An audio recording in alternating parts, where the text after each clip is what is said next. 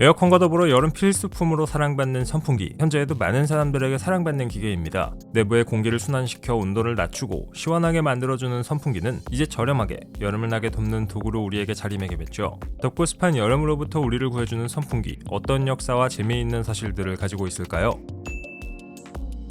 선풍기가 발명되기 전 이미 부채가 있었다는 사실 다들 아실 겁니다. 고대 시기부터 나뭇잎과 천으로 만들어진 부채가 활용되었죠. 하지만 이들은 손으로 움직여야 했기 때문에 팔이 아프다는 단점이 있었는데요. 이런 이유로 선풍기가 탄생하게 됩니다. 재밌는 건 전화나 전구처럼 누가 처음으로 선풍기를 발명했는지 명확하지 않다는 점입니다. 선풍기가 누구의 발명품인지 찾기 어려운 이유는 바람이 불면 날개가 돌아가고 반대로 날개를 돌리면 바람이 분다는 선풍기의 핵심 원리가 이미 예전부터 인류에게 알려져 있었기 때문이죠.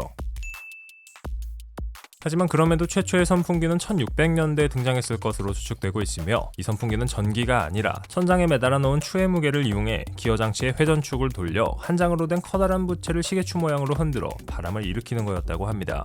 기계적인 선풍기로 처음 기록된 건 1800년대 초 중동에서 쓰인 푼카라는 선풍기죠. 지금 보면 그냥 부채 몇 개 매달아 놓은 형태인데 당시에는 꽤 시원했나 봅니다. 오늘날의 선풍기들은 소재가 대부분 플라스틱입니다. 하지만 예전에는 플라스틱이 아닌 다른 소재들로 만들어졌죠. 1880년대 선풍기는 황동으로 만들어졌으며 시간이 지나면서 강철과 구리, 알루미늄 같은 다양한 소재들을 거쳐 지금에 이르렀습니다. 쇠로 만든 선풍기는 날개 한번 떨어지면 정말 목 날아가겠는데요. 전구를 만든 에디슨은 전기를 이용하는 선풍기도 발명했는데 그가 만든 선풍기는 펜날개를 금속으로 만든 데다가 펜 보호 커버 역시 듬성듬성 만들어져 있어 매우 위험했습니다. 아니나 다를까 선풍기가 돌아가는 게 신기한 어린이들이 손가락을 집어넣었다가 절단되는 사고도 빈번했었죠. 이후 이런 문제를 해결하기 위해 2차 대전을 전후해 보호망을 씌운 선풍기가 나오게 됩니다.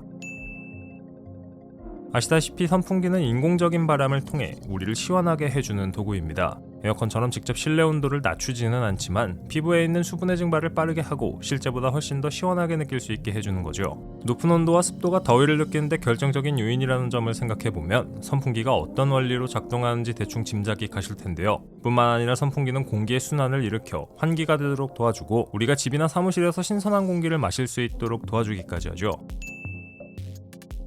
맞습니다. 선풍기는 우리를 시원하게 해주는 도구입니다. 그런데 선풍기 때문에 실내 온도가 올라간다면 우리가 사용하는 선풍기에는 전기 모터가 달려있는데 이는 전기 에너지를 물리 에너지로 바꿔주는 역할을 합니다. 그 과정에서 열이 발생하게 되는 거죠. 우리나라에선 보기 드문 천장에 달린 실링팬의 경우 사이즈가 커서 모터의 크기도 크고 그에 따라서 열도 훨씬 더 많이 발생합니다. 물론 선풍기 킨다고 해서 더위 먹을 정도로 더워지진 않지만 말이죠.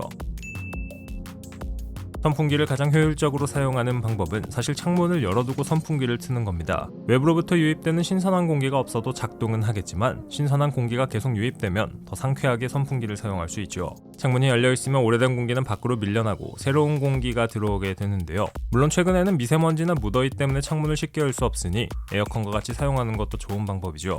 이렇게 하게 되면 공기는 더 빨리 시원해지고 신선해지게 됩니다. 습도가 낮고 온도가 높을 때 선풍기를 틀면 오히려 더 덥게 느껴질 수 있고 심장 건강에도 별로 좋지 않습니다. 저명한 의학 학술지인 애널스 오브 인터널 메디슨에 실린 내용입니다. 선풍기 괴담 들어보셨나요? 문 닫아놓고 선풍기 틀면 질식사한다는 이야기 말입니다. 과거에는 진짜로 믿는 사람들도 있었지만 요즘에는 허무맹랑한 소리라는 걸 우리 모두 알고 있습니다. 선풍기를 얼굴에 틀어놓고 잔다고 해서 죽지는 않는다는 말이죠. 서양에서도 선풍기와 관련된 괴담이 있는데 바로 선풍기에 목이 잘릴 수 있다는 겁니다. 해외에서는 천장에 달린 실링팬을 사용하는 경우가 많은데 이 실링팬의 날개가 갑자기 떨어져 목이 잘릴 수 있다는 건데요. 그래서 과거 한 TV 채널에서 방영되었던 미스버스터즈라는 프로그램에서 이를 직접 실험했습니다. 결론은 어지간하면 죽을 일 없으니까 쓸데없는 걱정은 접어두라는 내용이었죠. 케어블 감아서 돌리든 전기로 돌리든 선풍기는 1800년대부터 200여 년 동안 날개가 있었습니다. 이런 고정관념은 2009년 다이슨이 날개 없는 선풍기를 내놓으면서 깨졌습니다. 미국의 타임지는 2009년 가장 혁신적인 제품 10가지의 선풍기를 올릴 정도였는데요. 선풍기는 그 모양만 변화한 게 아닙니다. 강풍의 기능을 강조하던 선풍기는 에어컨이 계속 발전하면서 다른 기능에 초점을 맞춰 진화 중이죠. 자연에 가까운 바람의 질, 수면 시 안심하고 켜둘 수 있는 약풍, 공기순환 기능을 강조하는 저상형 등 기능적인 면이 점차 강조되고 있는데요. 앞으로 선풍기가 어떻게 변해갈지 기대가 되는 부분입니다.